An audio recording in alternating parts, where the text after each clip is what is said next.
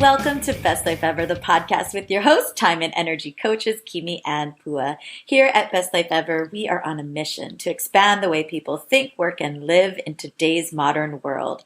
Today, we have an epic interview with Shannon Algeo. Shannon Algeo is a speaker, coach, and mindfulness teacher who has helped thousands of people around the globe tune into their life's purpose and activate transformative personal and career growth. He is the co-founder of SoulFeed, an online media company that delivers inspiring content to over 160 countries and all 50 U.S. states.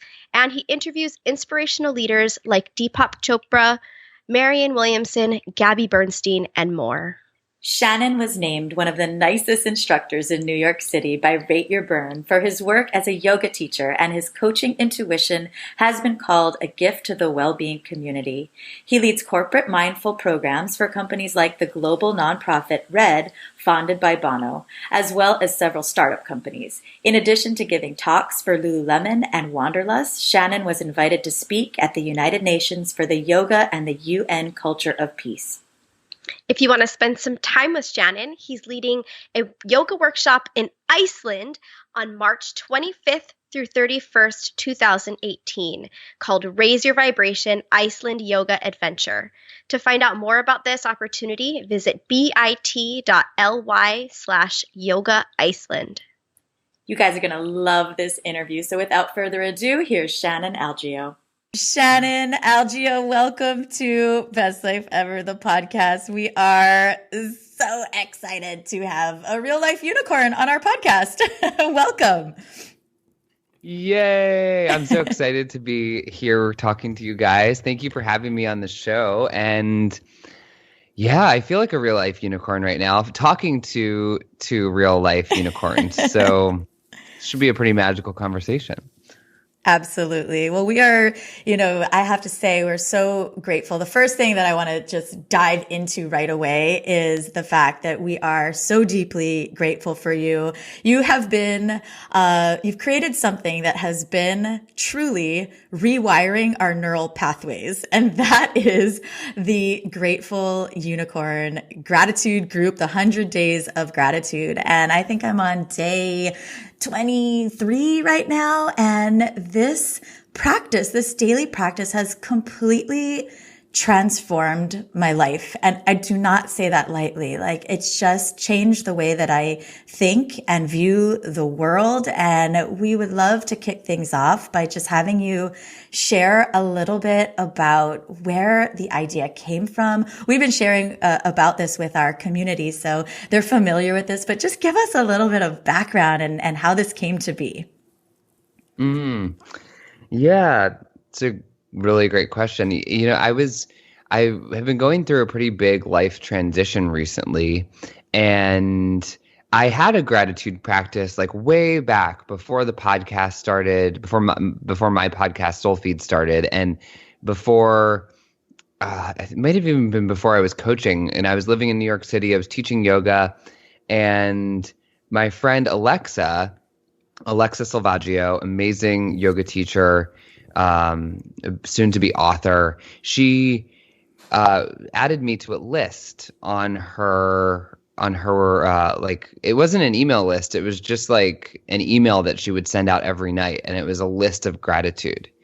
And I remember reading her list and I was so inspired. This was probably like 4 years ago.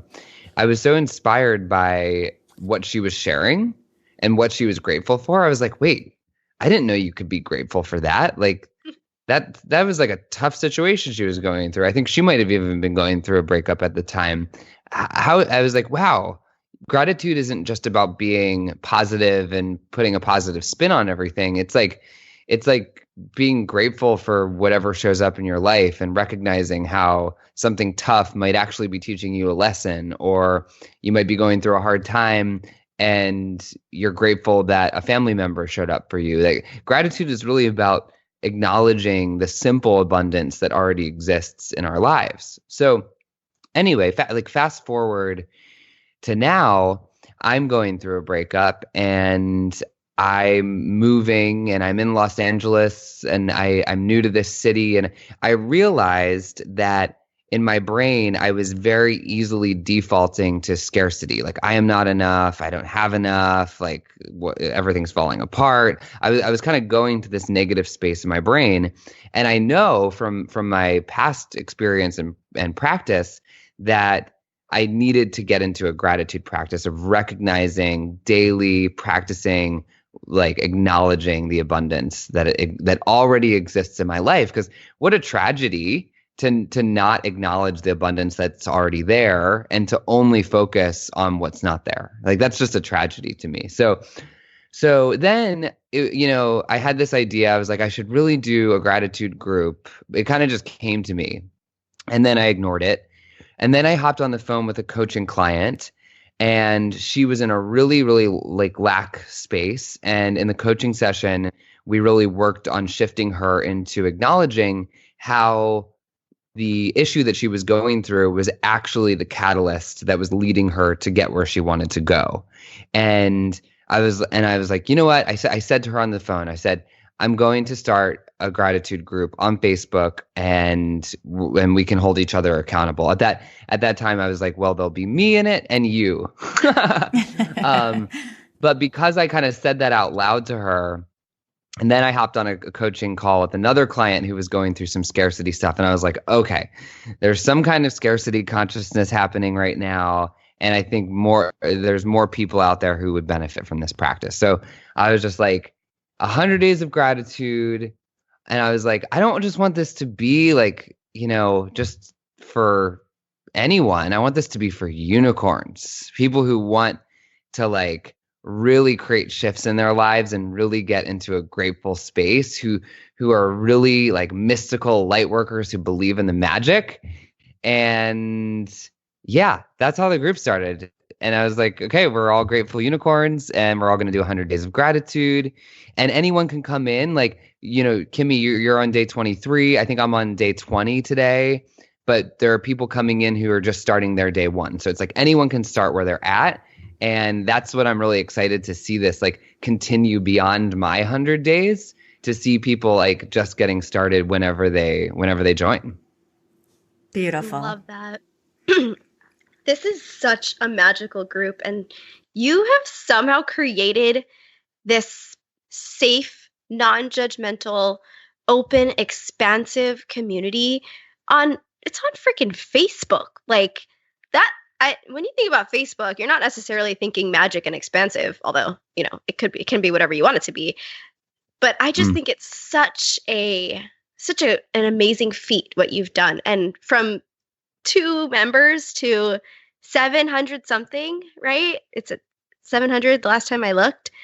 And I just have to tell you and thank you and express my gratitude to you. So, the rebel in me refuses to label my days because I get weird about missing a day. So I just have a daily gratitude practice on whatever day I'm on right now. But it has really been, as Kimi said, transformational. And some days it's so fun and so easy, and I can find 100 things I'm grateful for. And some days I really have to work at it.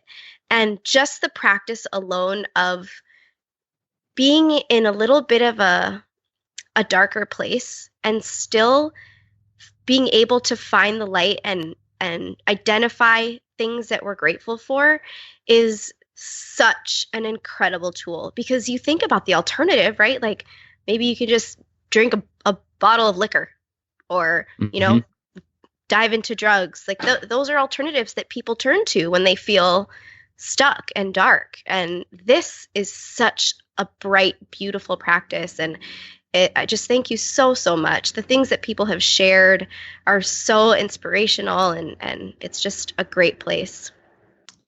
Yeah. Thank you for like lifting all of that up, because if you read through the rules, I was like very specific that I only wanted this space to be sharing gratitude. Like, don't promote things, don't talk about, like, don't share posts about what's happening in the world. Not that that's not okay to talk about or be grateful for, but I wanted to really harness like that this is a safe space that has one intention and one intention only, and that is to practice gratitude for what we have and for who we are.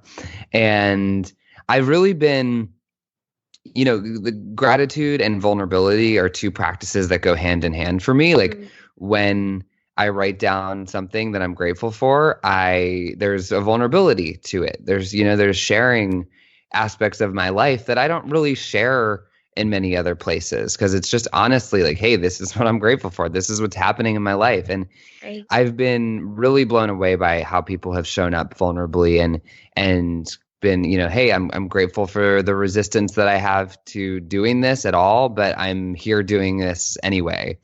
Or Sarah Montana, who shared about her experience with her family who was murdered and the forgiveness around that, and incorporating that into her gratitude, and how that was really so well received by the group. There was another woman who was going through like some depression, but had the courage to get on to her Facebook and make like a three things that she was grateful for, and just be honest with the group. And other people who have said, oh my gosh, because I'm getting notifications on my Facebook feed has been like transformed into like unicorn magic and like and gratitude and abundance. And so it's not about denying. This is really important for me to say, is that like it's not about denying what's happening in Texas or what happened in Charlottesville or what's happening in our world, and like the suffering, but and those things are being mentioned in people's gratitudes, but it's about not getting pulled into the scarcity, the shame, the lack, and the pessimism of it all, and instead choosing to say like, yes, this is all happening, but I'm grateful for the hot shower I had today, and I'm grateful that I'm in this difficult conversation about white supremacy that I wasn't comfortable being in before. So there's a real authenticity to it that I'm happy I'm happy that's happening that way, because it's like what the whole point is for me. It's so beautiful. Yeah. And you've really been leading the way from day one with the creation of the group with your beautiful, vulnerable shares. And I think that, you truly are a leader, and that's what set the tone for the group. And what I love so much is the way that I see this practice impacting the way my mind and my heart work in the rest of my day. So yes, there's the daily practice and how that moment of writing out what I'm grateful for lifts my energy. But then throughout the day, I'm thinking, oh, that's something that I can add to my tomorrow's list. And how can I flip this so that I can really see the gratitude in this moment? And I think that's what is, will change the world, right? Is enough people thinking in that way. And it's so amazing. And it's like nothing else. I've had a gratitude practice, and I keep asking myself, what is different about this? And for one, it's you. For two, it's just maybe it's divine timing, right? And it's just a timely, perfect time for this in the world. And but yeah, there is certainly magic there. And oh gosh, we encourage every single person listening to this to jump on in, because your life will be transformed. We guarantee it. We'll share in the notes about this. But yeah, thank you. Thank you so much. Yeah, well, there's this quote, and I'm not sure who said it. Maybe it's a proverb. I don't know, but it's gratitude turns what we have into enough. Yeah, and it's literally retraining our brains, which like Brene Brown talks about in her research. How do we know we're in a scarcity culture? And one of the ways that we know we're in a scarcity culture is people use shame. So instead of saying like, instead of holding someone accountable and saying, the tone of voice that you used is aggressive and not really working for me, I'm not able to hear it. And that would be holding someone accountable. Shaming someone would be saying, you're effed up and you're a piece of shit. Yeah. which is aggressive and shaming.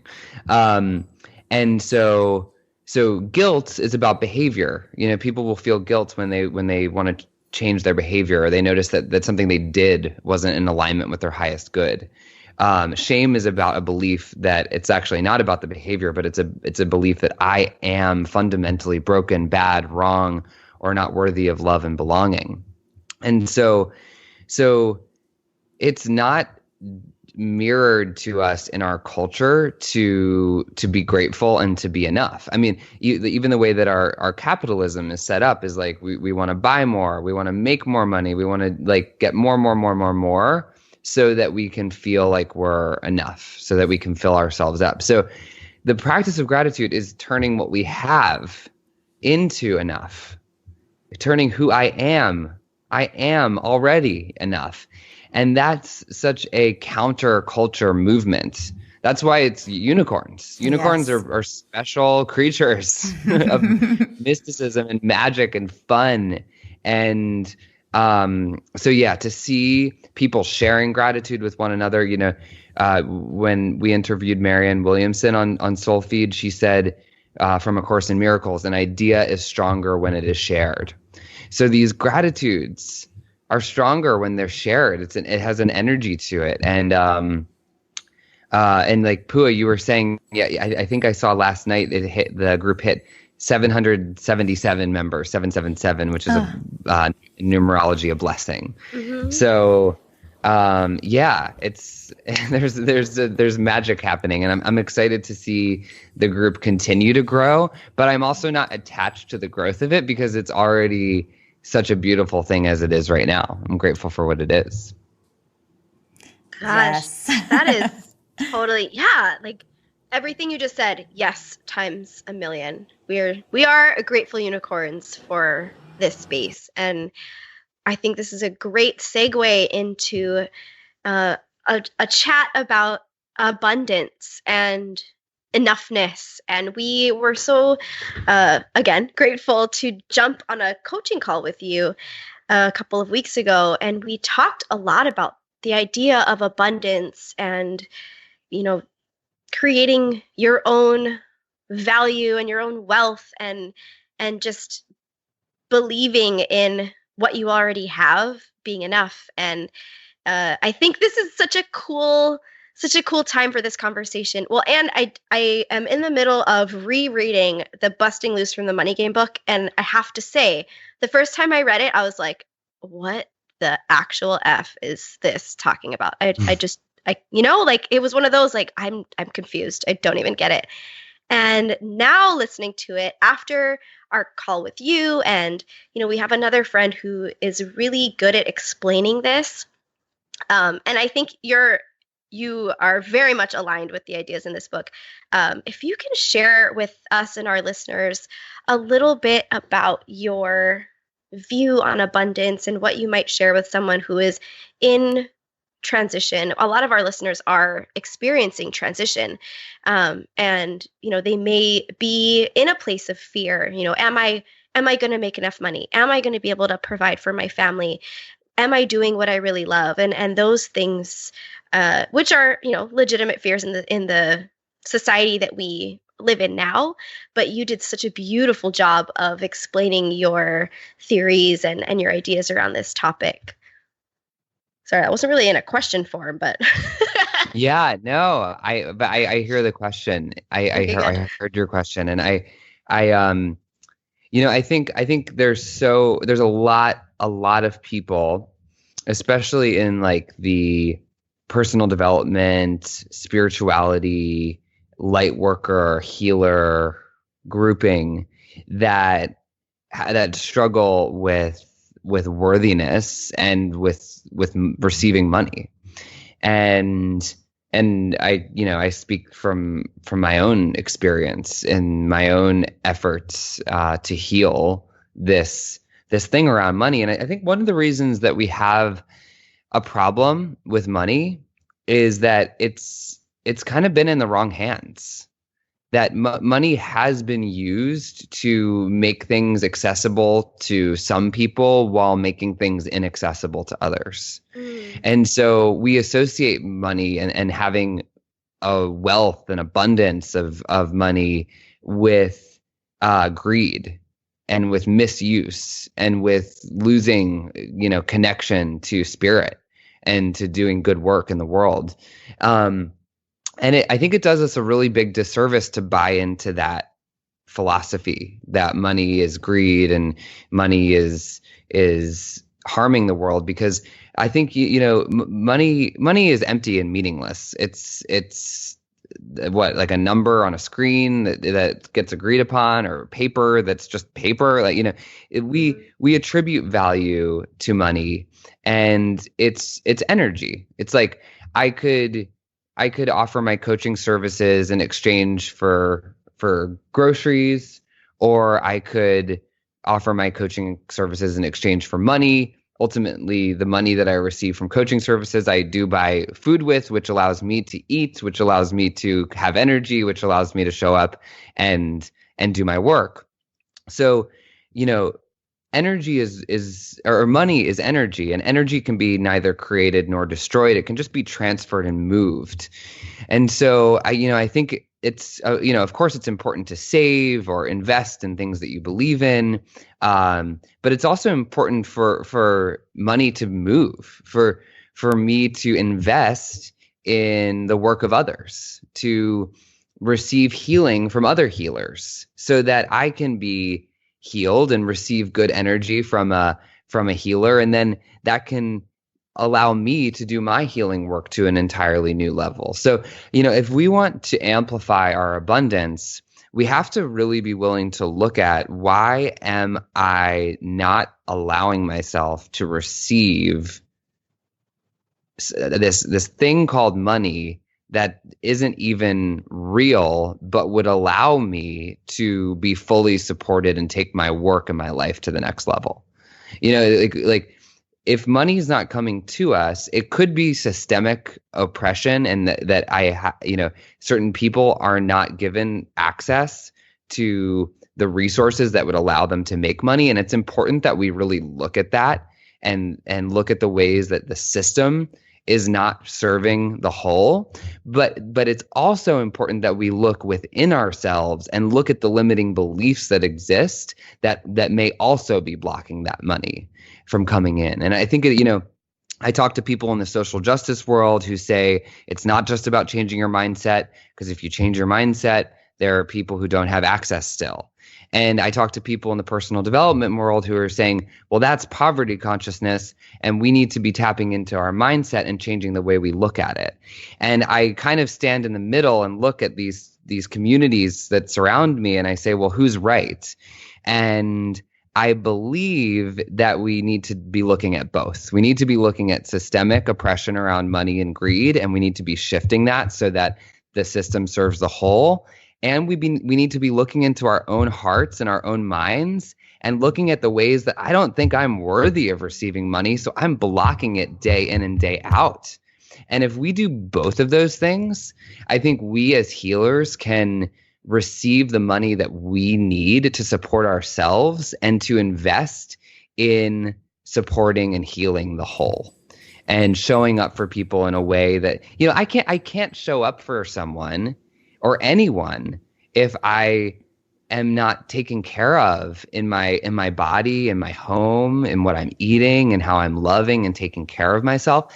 And I believe that we all deserve to love and take care of ourselves, to go to an acupuncturist, to see a healer, to be in therapy, to be eating well. We all deserve that. And we need to be looking at it from different perspectives, and there's a personal empowerment piece and there's a collective empowerment piece.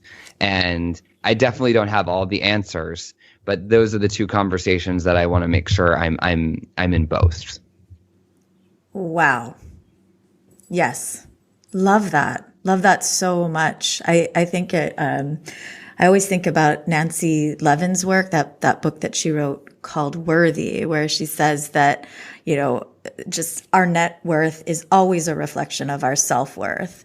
But I love how you talk about having both of those conversations and about not only is it about our self-worth, but wow, how empowering for us to be able to help the collective when we really do the inner work to serve at that higher level and take care of ourselves. And, it's so great. It's so great. It's so Yeah, awesome. I want.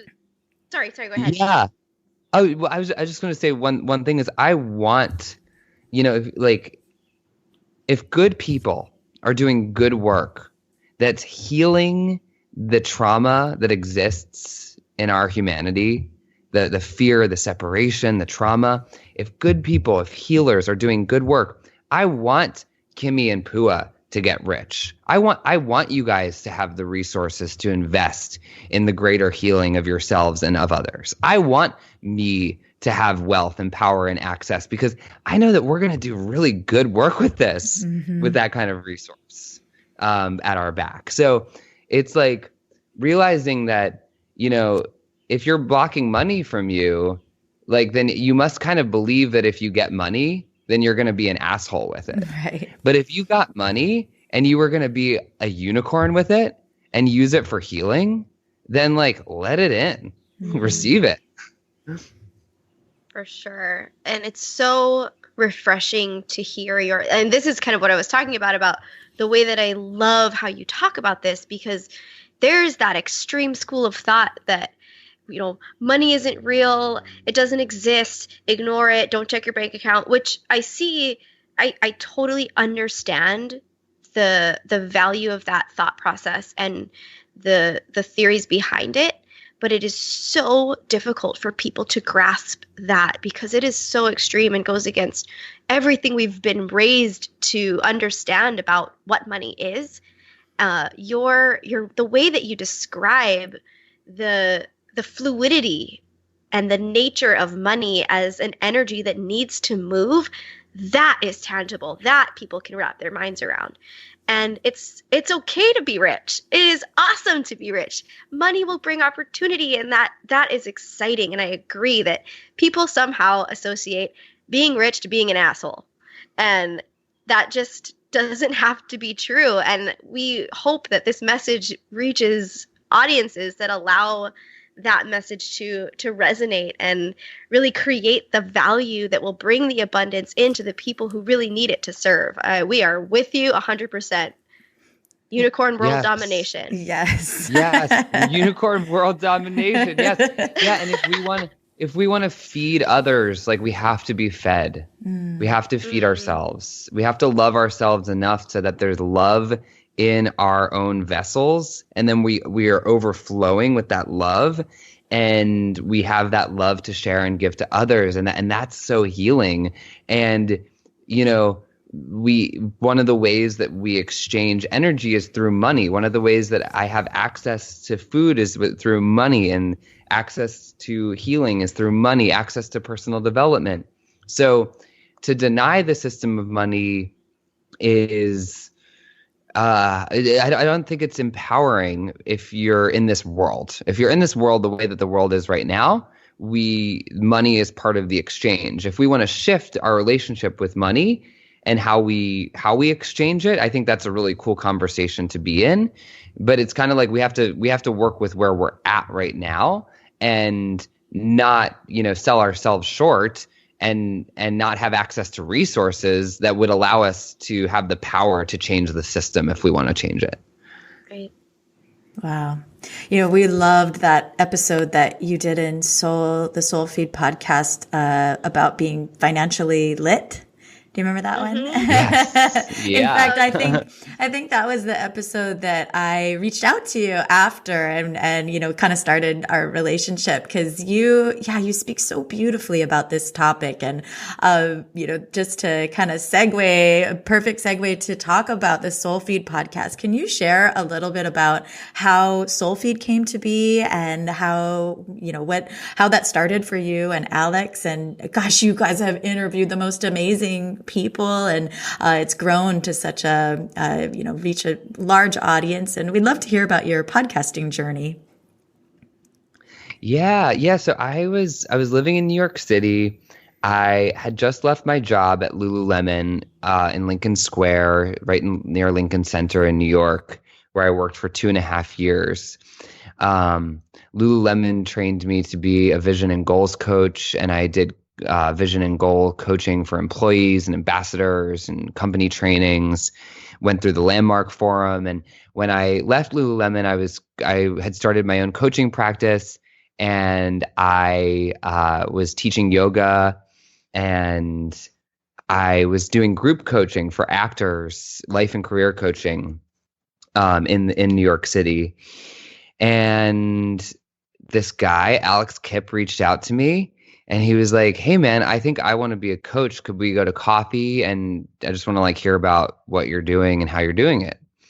And so we sat down, we had coffee. He like threw around the idea of like, "Hey, let's be accountability partners and just kind of like learn different things about coaching together and just kind of hold each other accountable to growing as coaches." And I was like, "Sounds awesome." Like Alex, super motivated guy, like really driven. I was like, "Awesome. Yes." And probably like the second or third time we met, we were like, we should do something. Like we should make something. We should create something. Like these coaching sessions that we're doing with clients are really transformative, really powerful. There's always like an aha moment or paradigm shift or breakthrough.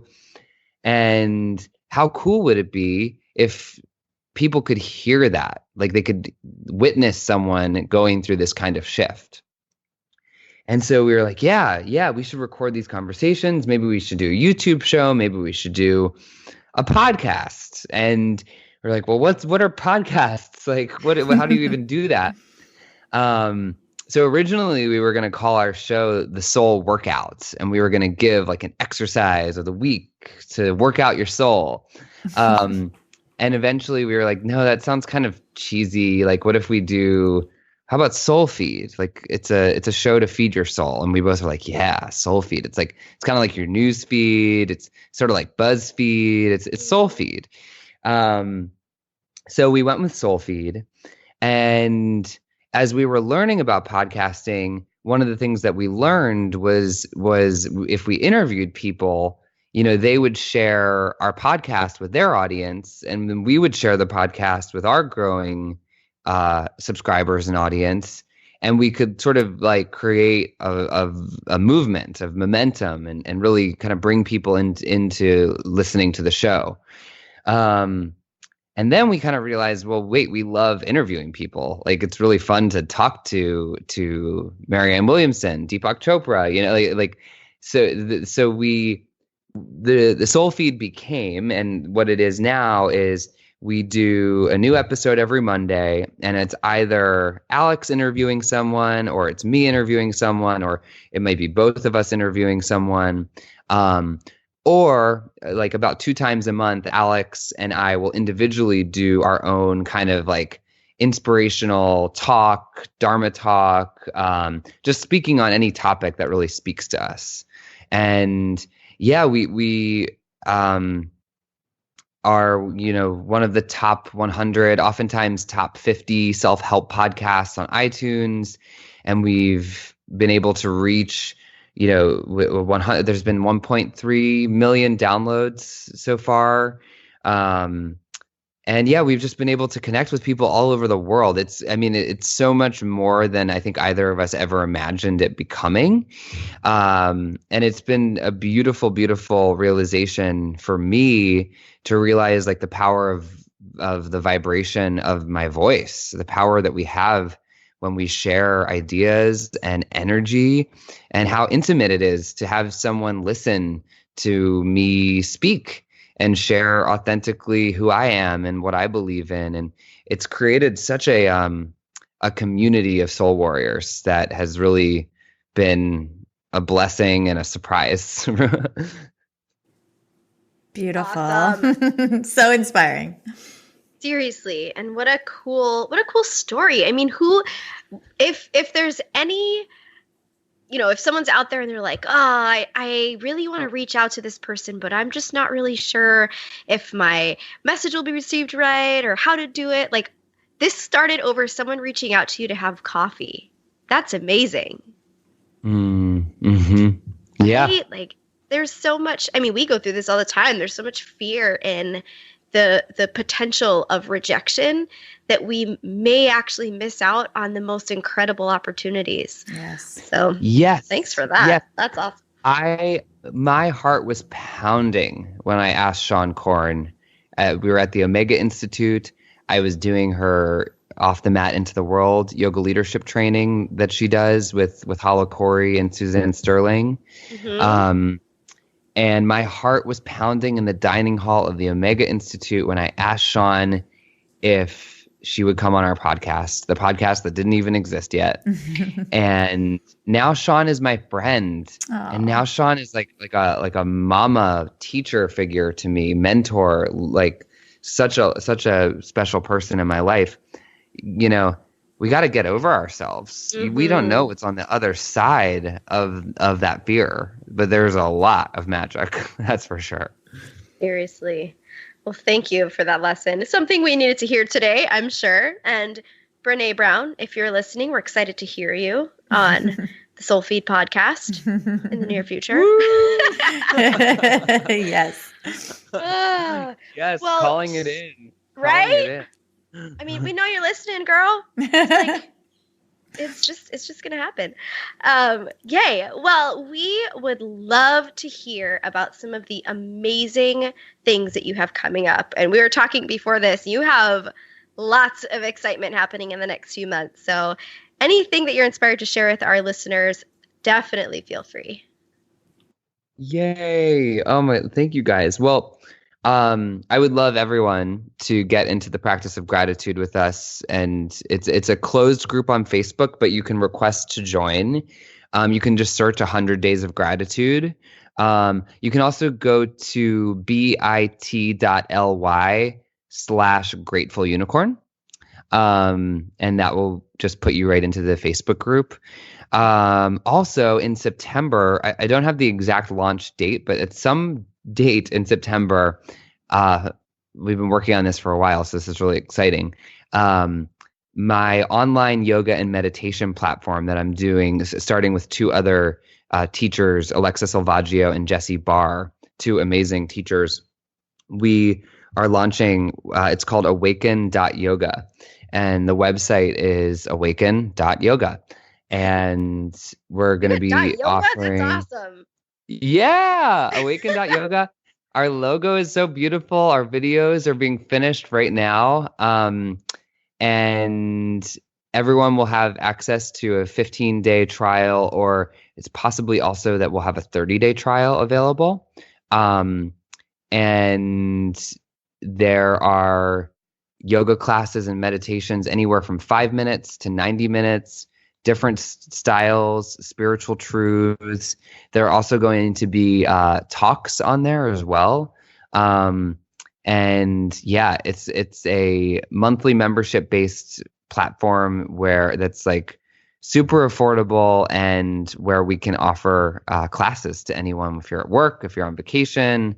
So that's happening. And also, if anyone's inspired to do some deeper work around healing and coaching, I have a paradigm shift coaching program, and I would love to offer anyone who listens to Best Life Ever a free 25-minute coaching call with me. And you can go to my website, shannonalgeo.com/coaching, and sign up for that free session. You just fill out like a quick form and set your intention for the call.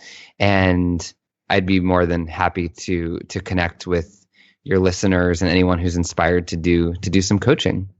Oh, thank you. That's amazing. Yeah. Wow. Well, this has been so magical as we knew it would be. Do you have any final thoughts and unicorn magic to share with our audience? Well, thanks for asking. Yeah, I'd say, wherever you are right now, it can be so easy to look at Instagram or even listen to great podcasts and, compare compare yourself to someone who's doing something great.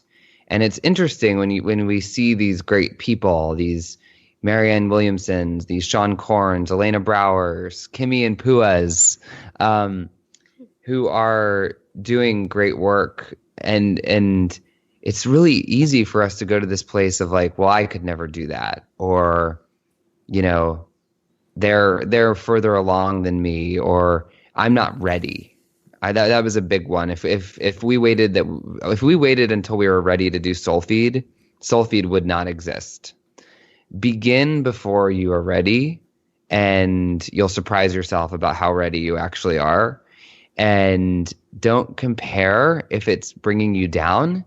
Like look at these leaders and allow them to inspire you, because they are you. If someone's inspiring you and lighting you up, or triggering you and making you go into a comparison spiral, that's an activation in you. You're being called forth. Something in that leader or that teacher is speaking to your soul, and you're being called. So I just say, like, start, go, do it, be the effing grateful unicorn that you're here to be. Life is short. We're here for a sweet, short little time. Love yourself and get out there and do and be and have everything that you need to have, that you want to have. And I look forward to seeing it all unfold. Awesome.